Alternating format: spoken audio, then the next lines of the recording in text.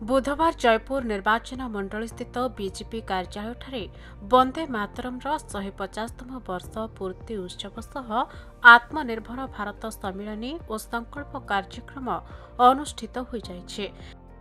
यह कार्यक्रम में कोरापुट जिला सभापति श्री शिव मुदुरी, राज्य साधारण संपादिका श्रीमती पूर्णिमा नायक, राज्य कार्यकारिणी सदस्य तथा जयपुर नेता श्रीजुक्त गौतम सामंतराय एवं राधाश्याम परिड़ा दलर अन्य नेतृवृंदों सह जोगदे कार्यक्रम को सुचारू रूपे परिचालना करथिबा जणापड़िछि। माननीय प्रधानमंत्री नरेंद्र मोदी जी स्वप्न अच्छे 2047 मसीहा सुधा भारत वर्ष को विकसित भारत वर्ष रे परिणत करने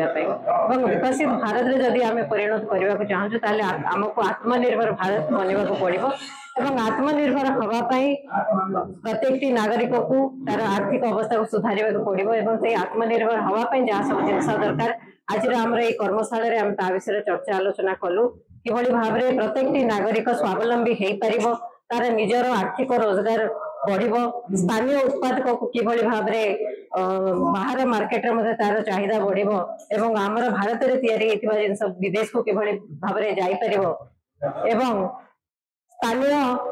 उत्पादक को किभली भाव में आमर राज्य भितर मध्य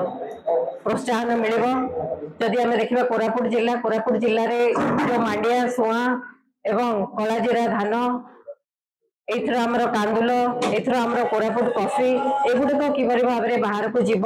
एवं आमर लोक मैंने स्वावलंबी हेबे एवं आत्मनिर्भर हेबे तापे बोली आज ये कार्यक्रम थिला। जयपुर मनोहर त्रिपाठी रिपोर्ट, खबर ओडिशा।